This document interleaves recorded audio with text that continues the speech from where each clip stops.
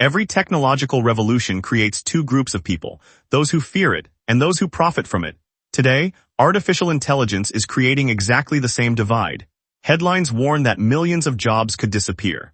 Companies promise massive productivity gains. Employees wonder if they'll still have careers in 5 years. But history tells a more interesting story. Because technology rarely replaces entire professions. It replaces specific tasks. And the people who adapt usually replace the people who don't.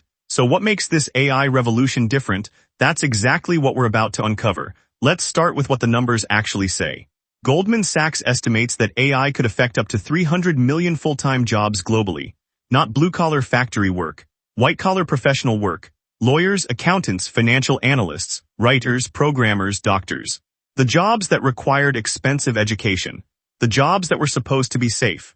McKinsey projects that by 2030, hundreds of millions of workers worldwide may need to learn entirely new skills. And here's the part most people don't talk about. The World Economic Forum estimates AI will also create 97 million new jobs. Jobs that don't exist yet, for skills most people haven't developed yet. Every revolution destroys certain work and creates entirely new work. The question has never been about the technology, it's always been about who's ready. Here's the most important thing to understand. AI is not replacing jobs. It is replacing tasks. There is a critical difference. A lawyer's job contains hundreds of different tasks. Research, document review, client relationships, strategy, courtroom arguments, judgment calls. AI can now do the document review in hours. That used to take a junior lawyer weeks.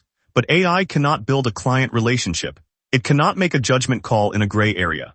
It cannot argue persuasively before a judge. So what actually happens, the junior lawyer who only knew how to review documents is in serious danger. The senior lawyer who understands the full picture now has a tool that makes them dramatically more productive. Same profession, completely different outcomes, because AI replaced a task, not the job.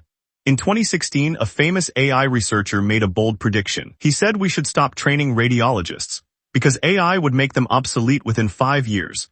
It's now almost a decade later, and there are more radiologists employed today than in 2016. Here's what actually happened.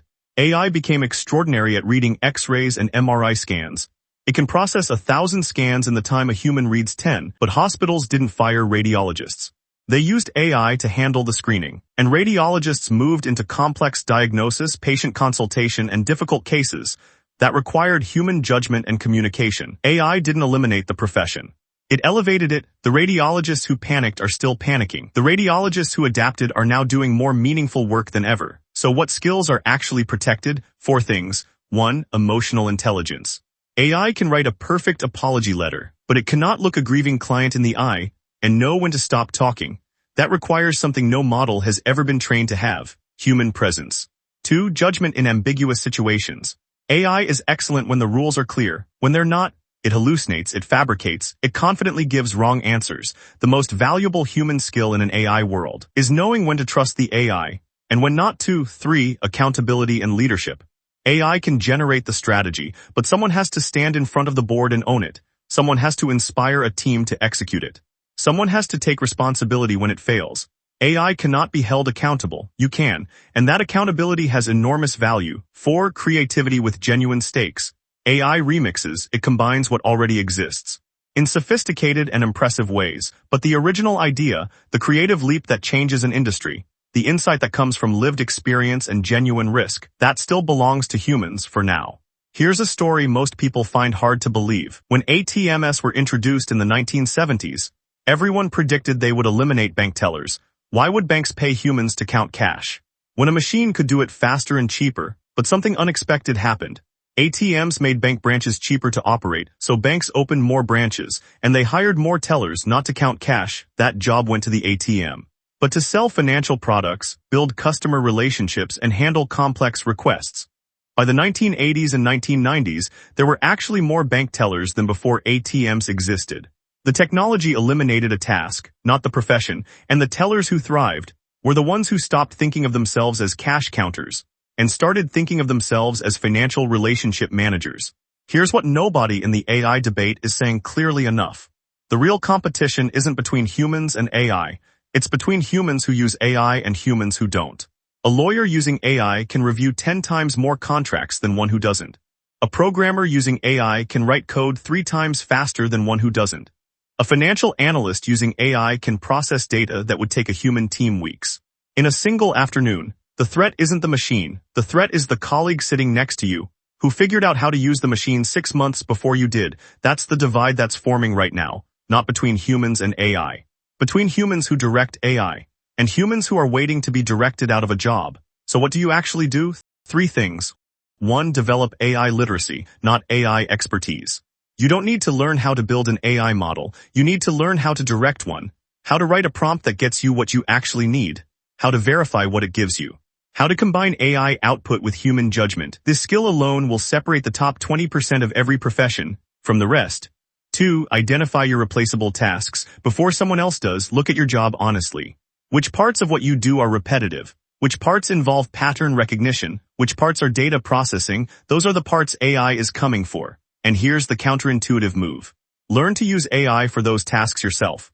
Because then you're not threatened by the automation. You become the person who delivers 10 times the output. 3. Invest in the skills that cannot be automated. Relationships, communication, leadership, creative judgment, ethical reasoning. These are not soft skills. In an AI world, these are the hardest skills, because everyone will have access to the same AI tools. The differentiator will be what you bring that the AI cannot. Here's the truth about every technological revolution. It never ended the way the fearful predicted, and it never ended the way the optimists promised either. It ended with a new kind of person emerging. Someone who understood the technology well enough, not just to use it, but to direct it. The Industrial Revolution didn't end human craftsmanship. It ended craftsmen who refused to understand machines. The internet didn't kill great businesses. It killed businesses that decided the internet was someone else's problem. And AI won't end careers. It will quietly transfer them from people who treat it as a threat to people who treat it as a tool. Every revolution in history has asked the same question of every generation it touched. Are you going to be the one who adapts, or the one who gets adapted around? The technology is not waiting for your answer. It's already deciding. The most dangerous move you can make right now is deciding that understanding AI is someone else's job.